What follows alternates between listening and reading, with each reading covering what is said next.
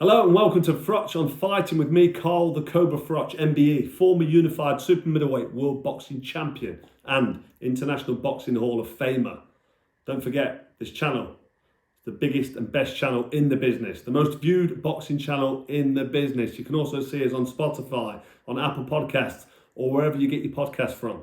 This episode is brought to you by Cobra Casino, and today I am joined by Big Joe Egan, former sparring partner for Mike Tyson, close friend actually, and it's a pleasure to have him on for a second time. Joe, how are you, my friend? Carl, I'm great, thank you, and thank you for having me back on your show. It's an honour and a privilege to be on the show. You're such a great champion. I'm very proud to say I'm a friend also. I've had such positive feedback from the first interview. Yeah, listen mate, it's a pleasure to have you on, it really is, and we did get some really good feedback. We did some great numbers as well, and I really do appreciate it. But it's relevant to get you on because of your history. And let's start not at the beginning. I want to talk, first of all, when did you first find out that Mike Tyson, your old friend, your old sparring partner, and we'll get into that briefly in a minute, when did you find out he was fighting this Jake the Fake Paul? Jake the Fake Paul. A number of months ago when the first fight was announced, and I was originally under the impression it was going to be an exhibition because I thought Jake, at most, a light heavyweight. Maybe with a bit of muscle packed on might make the heavyweight weight, but I really believe he's probably a big light heavyweight. He's a novice and he's very inexperienced at that level of fighting. Yeah, he's got a 12 fight record, but I don't think with anybody of the class of Mike. So when I was told about the fight, I spoke to Mike and I really believed it was going to be kid gloves and a sparring session for Jake's hundreds of millions of YouTube fans to see Jake in the ring with one of the greatest heavyweights of all time, the youngest ever heavyweight champion in the world. But then the first fight was postponed because of some health condition with Mike, and then it was rescheduled now for the 15th of November, which coincidentally is my birthday. And my friends are travelling over to the fight. I was invited over to the fight, but I'm busy. I'm on a film at the minute, so I can't go. But in the build-up to the fight, it's now been common knowledge that it's a real fight. It's going to be on a pro record.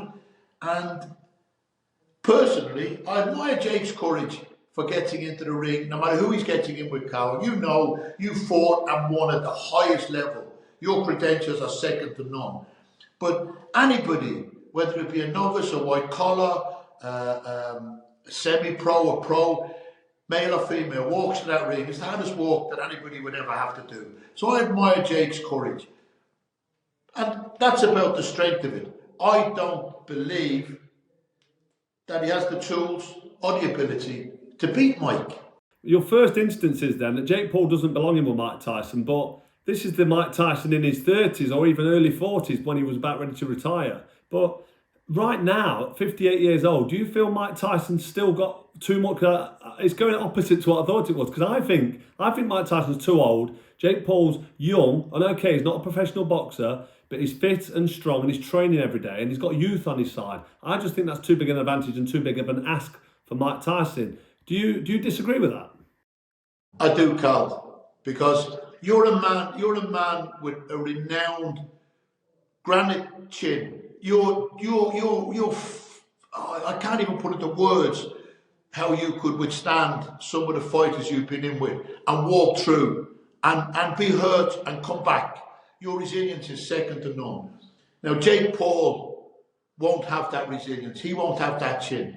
And that's the last thing a fighter loses is his power. Now, Mike will have not lost that power. He might have lost the speed to deliver the power punch, like what George Foreman had when he fought Michael Moorer. For 9 rounds, Michael Moorer was dancing all over the ring. As soon as he slowed down, 45-year-old George, bang, good night, Michael Moorer. And I think it'll be much the same with Jake Paul. If Jake Paul stands still and freezes, like a lot of Mike Tyson's opponents did, when that bell went for that first round, there was a lot of fighters that were better than 1 round with Mike Tyson. Alex Stewart went 9 rounds. 9 rounds with Evander Holyfield and lost on cuts, I believe, right? Now, Alex Stewart was 16-0 at the time, unbeaten, I believe, and he froze against Mike Tyson, like a lot of fighters did. They froze. you can't freeze against a power puncher like Mike Tyson. And especially when you're a super middleweight, light heavyweight at the most, you cannot. Michael Spinks, I know it's a young Mike Tyson and a savage Mike Tyson, but the savagery is still going to be there, Carl. The savagery in Mike Tyson will still be there. I hope so. And I think when that bell goes, Mike will be on Jake Paul like a rash. Do you understand? He'll be all over him, right? And I think a left hook to the body, a left hook to the head, and I think it's good night, Jake Paul. And when Jake Paul wakes up, he'll have the greatest of honour to say, I shared the ring with Mike Tyson. I heard a story a number of years ago from one of the greatest boxers, the first British boxer to be put into the World Hall of Fame. And he was saying they were over in Vegas. There was John Conte, Joe Buckner, and John H. Tracy, the Brit Pack invasion. And John H. Tracy was shadowboxing in the ring. And Muhammad Ali got into the ring to shadowbox beside him. And John H. Tracy said it was such a great honour. This is one of the great British champions, saying it was a great honour to be in the ring with Muhammad Ali even shadowboxing. Now, Jake Paul, to be able to say that he shared the ring with Mike Tyson and fought Mike Tyson, is going to be on his resume. He'll be able to tell. I still talk about my experiences in the ring with Mike Tyson, and I'll talk about it to my last breath.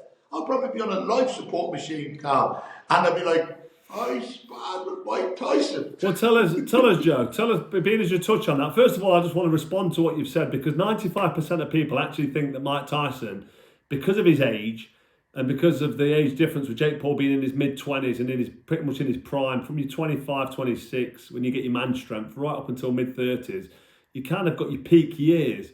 So Jake Paul's in his prime. Well, yes, he's not a professional boxer. I think myself at 47, 48 years old, whatever, even at 50 years old in a couple of years, I still think I'll wipe the floor with Jake Paul just because of that experience, the skill set, the fact that I know what it's like to be in there with a proper fighter, not just someone who's winging away and trying to be a bit of a chance and a bit of a look. But 95% of people think that Mike Tyson hasn't got a chance because he's too old and because he's just age. He's not going to be able to do 3 minute or 2 minutes, 2 minute rounds actually, but he's not going to be able to do 2 minute rounds for more than 1 or 2 rounds. He's going to be exhausted. The old man age is going to catch up with him, and physically he's not going to be able to do it. So you don't subscribe to that, which is interesting. And I absolutely hope, hand on heart, that you're right and that Jake Paul hasn't got a chance against Mike Tyson. But do you think most people are wrong then? But before you answer that, actually, I'm jumping around a little bit because I'm still shocked that you think that Mike Tyson has got a chance. And I really hope you are right. I hope and pray you're right. Carl, I hope I'm right as well. For the sake of boxing,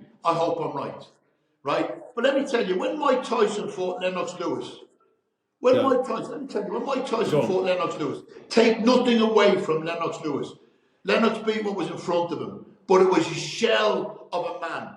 2 weeks before the fight, Mike wasn't even training for the fight. They threw Mike in as a piece of meat because he owed the taxman a lot of money, he owed his management team a lot of money, and he was thrown in to fight Lennox Lewis. And it took Lennox Lewis, one of the best heavyweights of all time, one of the greatest heavyweights of all time, several rounds to eventually break Mike Tyson down. People don't give Mike Tyson the credit for having the chin that he's got. Mike got hit bang on target by Frank Bruno, a heavyweight British power puncher. Yeah, he staggered Mike, but Mike walked through it. He got hit by Lennox Lewis for 6 rounds before he eventually folded in round 7. Mike's got a great granite chin. Jake Paul will not punch like Frank Bruno, and he will not punch like Lennox Lewis. So Mike will walk through. Even if Jake Paul gets 1 round in or 2 rounds in, and he lands a couple of big shots, all credit to him. But Mike will get to him, I believe. I believe Mike will land a body shot and then a head shot, and it's good nights. I really do believe, and I'm hoping so. I don't want to see Jake Paul getting busted up. I don't want to see him getting smashed to bits. Because yes, he's got a lot of courage, and he's got a lot of tenacity because of the way he talks. He's bravado, and he will fight to the best of his ability, and he'll show admirable courage even under duress and under pressure and getting hit. But I don't want him to get hurt. I don't want him to get beaten up so badly that he doesn't want to compete in another fight. Because he's got a lot to offer the sport. I want to see him get ironed out El Sparko like he's been tasered. That's what I want to see. But that's me. I'm a ruthless, brutal warrior. And I don't think much of Jake Paul jumping in there with an old Mike Tyson. And that's what I want to ask you the question. okay, Mike Tyson, Lennox Lewis, he was past his best, but we're getting on for somewhere between 15 and 20 years later on from that. And he just smokes a lot of weed, and he just relaxes, and he takes a back step, and he's got sciatica, he's been injured. I mean, he pulled out the last one with injury. How can an old man possibly jump in with a young man like this? Just say for argument's sake he was getting in with Fabio Wardley. Then I'd say, no, Mike, don't do it. Right, Do you understand? okay. Or if he was getting in with Dylan White, or if he was getting in with, you know, Somebody who's active, that's somebody who can actually relevant, box and who's heavyweight. active, yeah. Understand? Yeah, I Then I'd understand. say, don't do it, Mike. Don't do it. Do you understand? Because these guys are still heavyweight power punchers and experienced fighters. Yeah. Do you understand? I get it, I totally get it. You know what? You've given me a little lease of life, because you've made me think to myself, actually, Joe Egan might be right here. This is Mike Tyson we're talking about, and he might be 58 years old. And even many people say I'm finished and I'm 47 and whatever. But I know for a fact I've got 3, 4, 5 good rounds in me. And if I go in there with someone like Jake Paul, I think I'll smack, or anybody that can't really fight. Because let's be honest, Jake Paul can't fight. But we're going to find out, aren't we? It's very interesting. But you have made me feel happier about this fight by saying what you've saying. Why do you think, though? Why do you think Mike Tyson's taking this fight? Well, first he's taken the fight because Jake Paul has got under his skin. Jake Paul has a great way of winding people up, right? And he's got under Mike's skin, right? So he's full of bravado, he's full of the brash talk, and he's got under Mike's skin. Secondly, the amount of money that's been put on the table for Mike is so enticing. And at 58 years of age, yes, a lot of years past his prime for a heavyweight contender to get in with. But for a YouTuber, a novice, the money is too tempting for Mike to refuse. Even at this stage of his life, where he's not broke. Mike has been broke. Now he's come back, he's earning big money doing whatever he's doing, his films and his weed ranch and his endorsements and everything else. So he's not doing it for the money. Do you understand? That's what makes me believe that he's doing it to put manners on Jake Paul. Because Jake Paul has in his own way insulted Mike. I've heard some, call them conspiracy theories, call them what you want, but potentially, allegedly, there could be something in the contract that Mike Tyson's not allowed to go for it in round 1 and round 2. He's got to sit back, he's got to make a show of it. He's got to maybe play a role. Could you see Mike Tyson subscribing to that? Well, when Mike fought Roy Jones Jr., I never believed that Mike could pull his punches, right? And he hit Roy Jones Jr. a body shot. One of the great champions, Carl, as you know yourself. Absolutely. You know, one of the great champions, 4-weight champion of the world. And Mike hit him a body shot. And it sickened. And that's only a few years ago. And it sickened Roy Jones. I mean, sickened him to where his insides were shook, right? And then Mike done what I never believed he could do. He showed compassion to Roy Jones, and he carried Roy Jones, and he accepted a draw with humility. The man is mellowed. But now if Mike Tyson can do that to a great champion like Roy Jones, albeit an older man than Jake Paul, but still a great champion, Carl, with one body shot, I do believe that same body shot will sicken Jake Paul. And when Mike follows it through with a headshot, and if he connects, if Jake Paul freezes on the night or is winded with the body shot and stands still and Mike gets that headshot on, you know, I tell people, Mike could decapitate you with a punch. The power that he's got is incredible. I used to say to people, see, if Mike Tyson missed you with a punch, you'd get pneumonia from the draft. You know, he's an incredible power puncher. And yes, the speed would have been gone. The speed is gone years ago. But he's not in against a heavyweight contender. You know, he's in against an inexperienced YouTuber. Starting to feel better about this fight, because I was just thinking, Mike Tyson's an old man, he's past it. Jake Paul's going to get in there, he's a bully. He maybe have the contract in his favour, whatever. But even if he didn't or doesn't, whether that what's alleged is correct or not, I just think that Mike Tyson's going to be too old. But you're making me think to myself now, actually, am I not giving Mike Tyson the respect and the credit he deserves as a formidable former world champion and an absolute killer in that ring, just an ultimate fighting machine? So I'm now you've uplifted me in thinking that Mike Tyson can actually pull this off and give Jake Paul a pasting. I hope he does. Is this good? I hope he does too, Carl. I really believe that he can. I don't think, if Mike only has 3 rounds in him, if Mike only has 3 rounds in him, I still think 3 rounds for Jake Paul to be getting hit by Mike Tyson would be too much. To keep out of his way, yeah, and keep himself safe and not get hit. Listen, he cannot keep out of his way for 3 rounds, Carl. Even throwing the punches, he will not be able to keep Mike at bay. Do you understand? He will not be able to keep Mike off him. He's not a Lennox Lewis and he's not a Frank Bruno. And they couldn't keep Mike off him. Do you understand? And it was a shell of a man against Lennox. You know, when he fought Danny Williams and when he fought Kevin McBride, he was well past his best, and he just done it for the money. Do you understand? But Danny Williams was a very, very good fighter, British European champion, a very, very good fighter. Kevin McBride was a big, strong heavyweight and a big, cumbersome 6'7" man that was leaning on Mike, holding Mike, and was able to use his brute strength. Jake Paul, no matter how much he's weighing, it's packed on muscle. That isn't brute strength. It's packed on muscle, you know.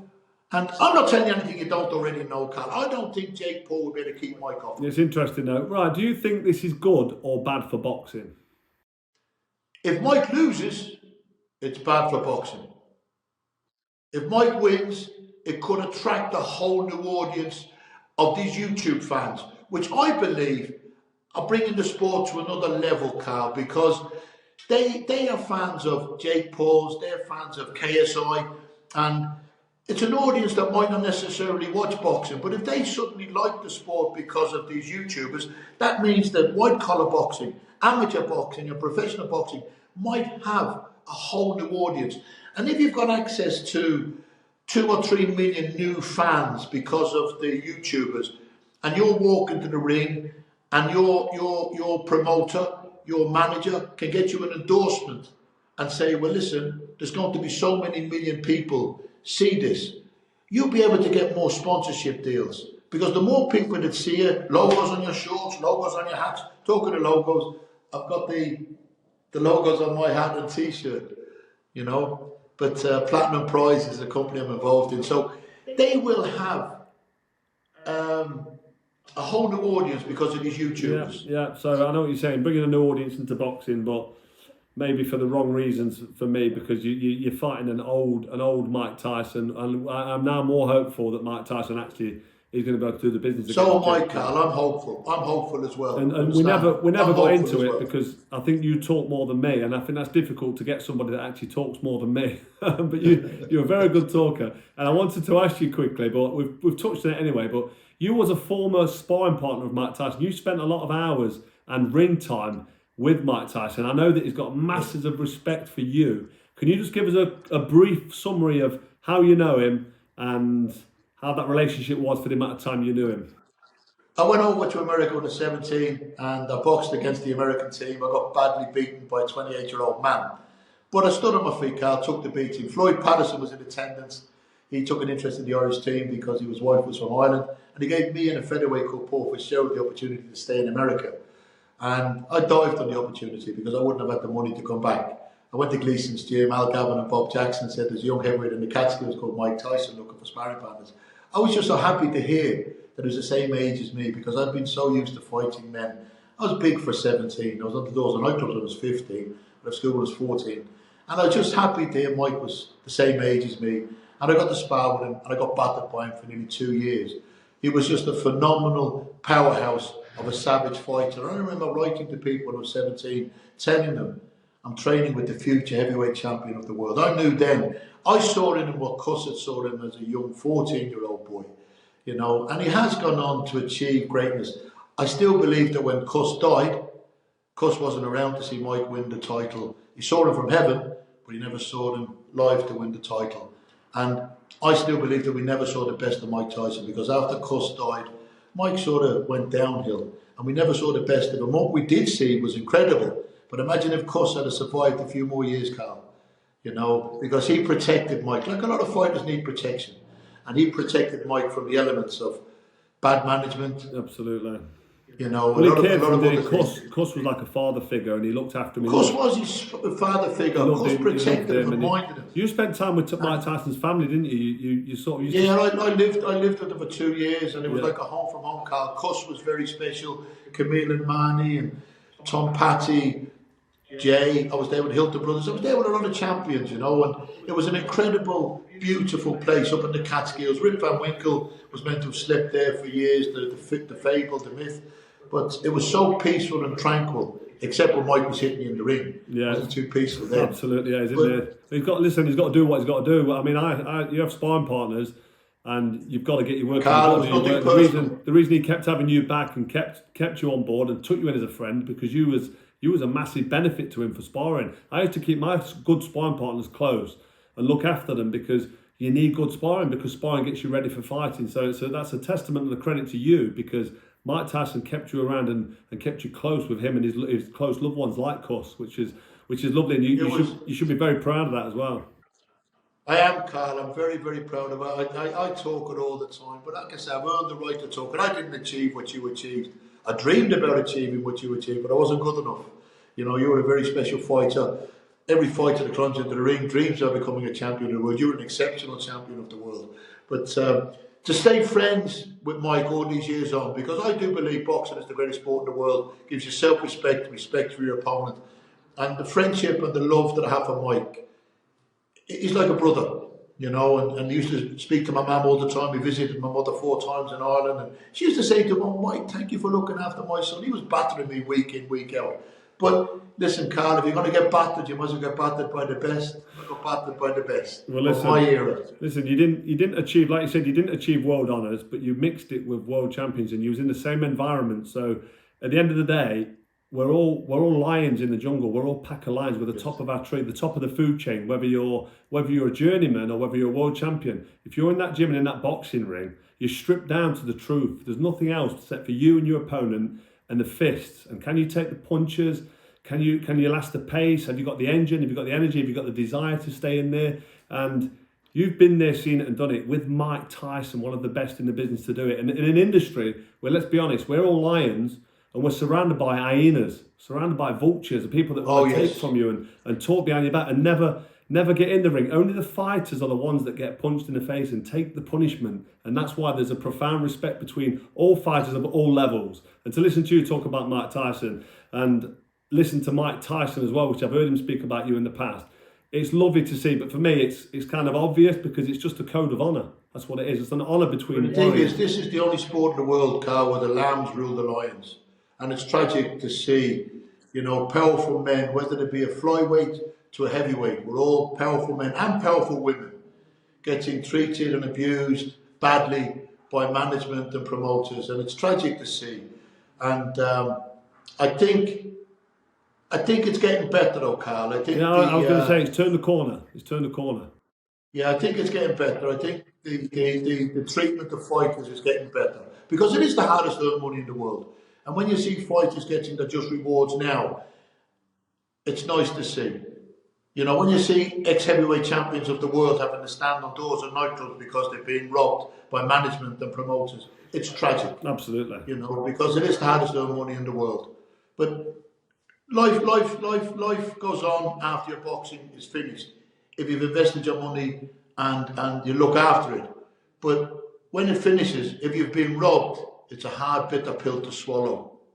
Yeah, it's a cruel sport. It's cruel because there's fighters at a lower level that get a taste of superstardom, they get a taste of the high life, and then they don't quite make it. They might win a British title, they might even win a European, but when they step up to world honours and they get found out and they realise, actually, I'm not good enough to be at this level, I can't exist at this level, that's the end of it for them. And they've had a taste of superstardom and they didn't quite get there, then they've got to try and get back to a normal life. And I think in that way it's cruel, but you just need to have good people around you, have to have a good mindset. And if you put your money away wisely and hasn't been robbed by a manager or promoter, and you've invested it wisely, then at least you've got something to show for the hard time in the sport, you know, because it is hard times. The sparring's hard, the training's hard, and the fights are even harder. You know, but when you see fighters, listen, the Cinderella Man showed it all. What was he? Russell Crowe played that, didn't he? What was his name again? I've gone blank. Russell Crowe played the Cinderella Man, didn't he? What was his Russell name? Crowe, the actor, played the Cinderella man. Yeah, Russell Crowe played him in the film. What was the fighter's name? You're picking my brains now, mate. Don't forget, I'm only Oh, 47 Carl, years I've old. gone I'm a young blank. boy. I'm a spring chicken. Oh my God.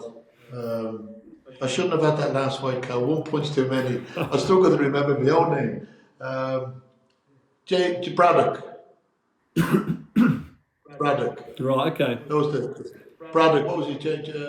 We'll have to. Braddock was the sin. We'll have to come back to this, Joe. We'll touch on who the Cinderella man is, but we get the story and we understand what you're saying because he had to go and sign on the social welfare. absolutely you go from rags to riches in boxing, but you can also go from riches to rags. You can go back the other way. Look at that's what I say about Mike. Mike isn't in that position now. He's not in that rags position. No, of course he isn't. That's what makes me believe that he wants this fight to win. If he was down on his luck and had no money in his bank, he's living a good life now, Carl. His finances are good. Do you understand? So that's what makes me believe that he's doing this because he believes he can win.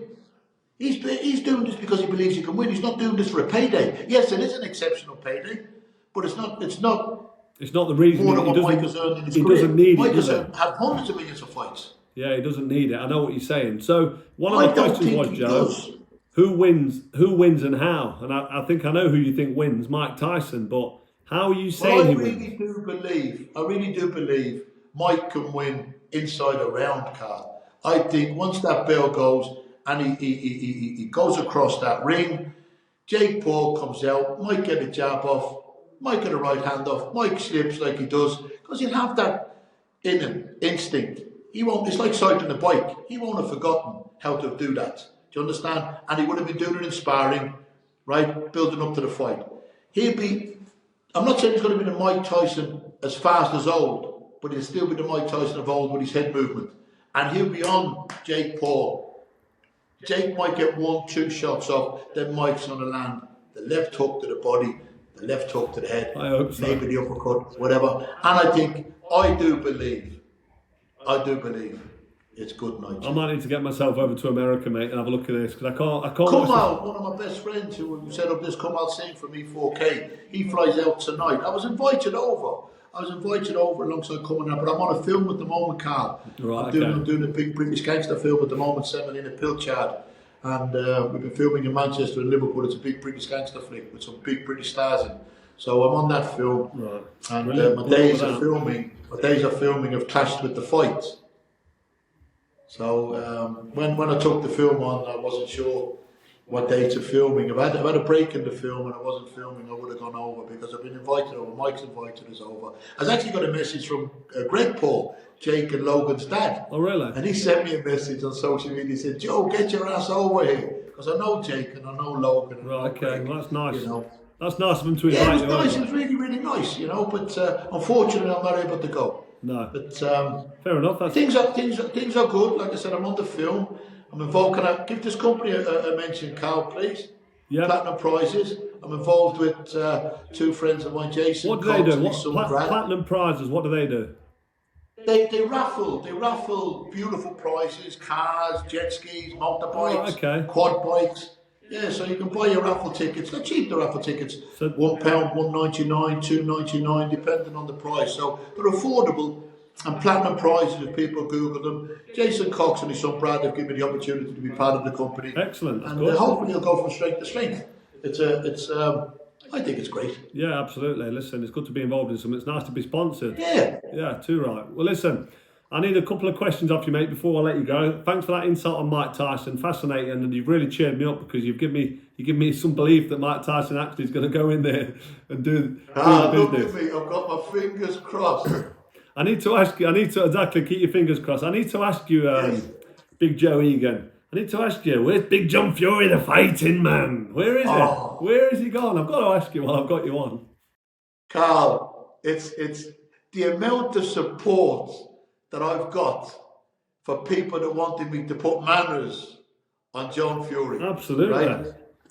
What's he done? Has he left the country? Where is he? I don't know where he's gone. I think he's hiding under a rock somewhere, you know, like the vermin that he is. It's unbelievable. He's vanished. He insulted me. He bullied people over the years, and then the headbutt that he threw at that young Ukrainian in Saudi highlighted him for what he is. He's a thug, he's a bully, And I hate to say he's a coward because he called the fight on. I'll fight any 58-year-old man on the planet. I've stepped up to the mark because he insulted me with Russell Crowe. I've stepped up to the mark. Neither of us were any good, Carl. Both of us were just tough. But my chin's been hit by 4 heavyweight champions of the world and not knocked out. He got hit by 1 and was knocked out. So I believe my chin is better than his. We're too old to dance around the ring. We'll stand in front of each other if he gets the courage to get in with me, and we'll punch until one of us gives, one of us breaks. And I think he would break before me. And that's what I believe. And if he believed different, he'd have taken the fight, Carl. I do believe in his mind that he thinks, well, Joe Egan might be just a little bit too much for him, like, you know. But I have a point to prove with him, right? There's a lot of money being offered. Maybe he doesn't need the money. No harm to me. Yeah, but he was the one. He was the one who called it on, not you. He started it. He gave it the big one. He started it, Carl. He had his bluff called, and then he went quiet. So it's a little bit. I mean, yeah. we'll leave John Fury now, but he's embarrassed himself. No, I done a show, Carl. I done a show on Saturday night in Cardiff. I done a boxing show in Cardiff on Saturday night. 800 people. I got into the ring, and 800 people were cheering at the mention of me beating John Fury. 800 people in an arena. Everybody. Everywhere I go, Carl, the hatred that people have for him because of his conduct. Yeah. You understand? The admiration and respect they have for his sons, great. You know, Tommy and Tyson, massive fans of the two of them. Both really, really good guys. I was friends with John till he insulted me. Yeah. Now I've seen him for what he is. He's a thug and he's a bully. There's times in life, and I don't know if you agree with me or disagree with me, but there's times in life where sometimes you've got to stand up and be counted, and sometimes you've run your mouth, or you've said the wrong thing, or you've done something you regret. And you've actually got to stand and you've got to face it and front it and be a man and say, right, okay, I've done this. Now I need to go and see the headmaster, or I need to go and see the kid that maybe I took his lunch money off him and the big brother wants me. I've got to take my licks now. I've got to stand and fight and defend myself. And John Fury's in a position where he's ran his mouth, he's given it the big one.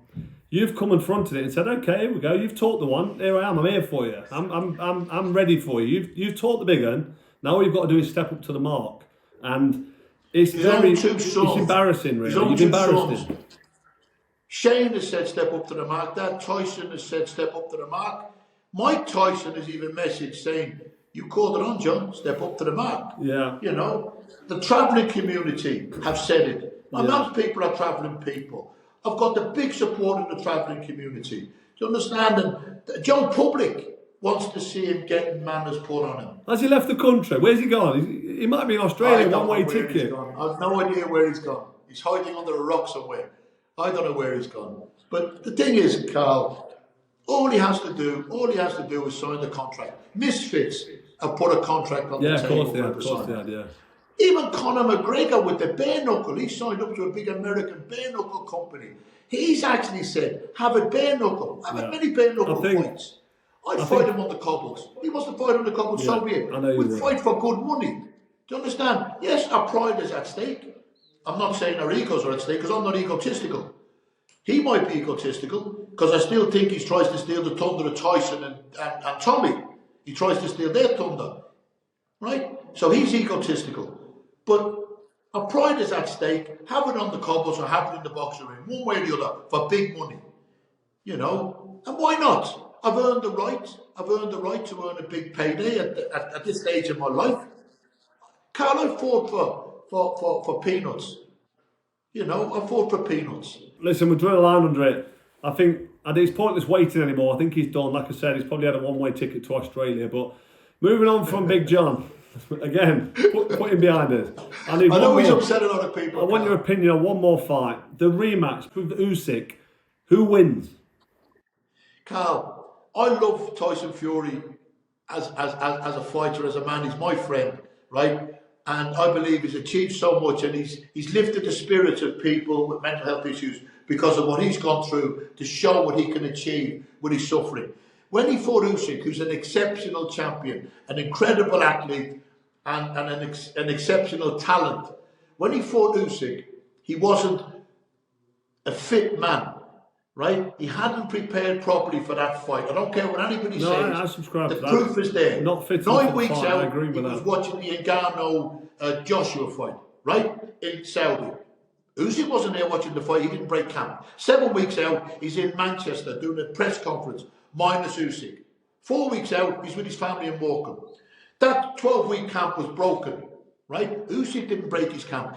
Now, when he fought Usyk, the brilliance was there. The brilliance was there on display, but he hadn't got the energy to sustain the brilliance. And if you look at early rounds, he's holding onto the ropes like this. He was tired. For a man that has an exceptional engine, when he got put down by Wilder in that 12th round, as a heavyweight, to get up and to dance around, he was so supremely fit. Now, when he fought Wilder 3 times, John couldn't get near him because the fights were in America. And when he beat Klitschko, John couldn't get near him because he was in prison. The 4 best wins of his career. When you've got that Amadon of a father of his in the corner, talking over Sugar Hill and Andy Lee, who've forgotten more about boxing than that Egypt even knows, talking over them great trainers, telling his son, you're winning, Tyson, you're winning. He was tired. And then Amadon talking over these great trainers. Now, if that's the way it was in the corner, what would it have been like in the training camp, the build-up? Do you understand? If Tyson Fury is fit, supremely fit for the rematch, because even a poor Tyson Fury still had the fight close. There was only one round that Usyk won exceptional. Was it round 9 or 10 where he nearly put Tyson away because Tyson was so tired? Now, that was the best performance that we've seen of Usyk, and it was probably one of the worst that we've seen of Fury, and it was still close. If Tyson Fury can get supremely fit, which I believe he can, I believe his mindset, for a big man, he can run 20 miles, Carl. Heavyweights don't do that. He's got an exceptional engine, right? We know he's got a good chin because he's got up off the deck against big punches, right? I don't think a fit Tyson Fury can lose. I believe a fit Tyson Fury can win, but he's got to be supremely fit because Usyk will be supremely fit. But Usyk can't box any better than he fought in the last fight. But Tyson Fury can because he will be fit. And if he's fit, he should win. Yeah, the one thing he was missing in that first fight was the ability to sustain his great work, because he put some great work in the middle rounds, but then he got tired. So if he can sustain the brilliance was there, Carl. The brilliance was on display.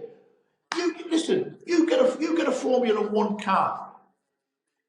He needs to be supremely fit, and I think he will be because he knows he was disappointed with his performance in the last fight, and he doesn't want to be remembered for that fight, not for the brilliant wins that he's had in his career.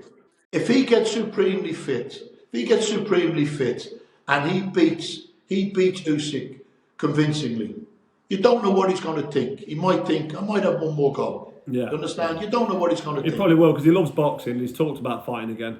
But listen, we've got your prediction, Joe. We've got your prediction. That's your Usyk Fury 2 prediction. If Tyson Fury's fit enough, he's going to win the fight. And I listen, I can't argue with that because I've said it after the first fight. He wasn't fit enough to sustain what he needed to do.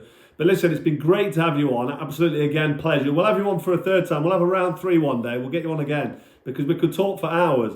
And Carl, it's great to talk to you. Thank you. Appreciate your time, and we'll definitely see you again soon. Take care, Joe Egan. Thank you very much. You too, Carl. Thank you. Thanks, pal. That's it for another episode of Froch on Fighting. Always a pleasure to have our friend Joe Egan on the channel. What a guy he is.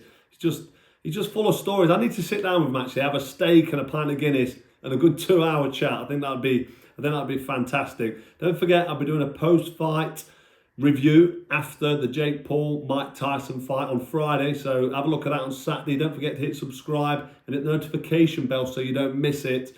And until then, we'll see you next time.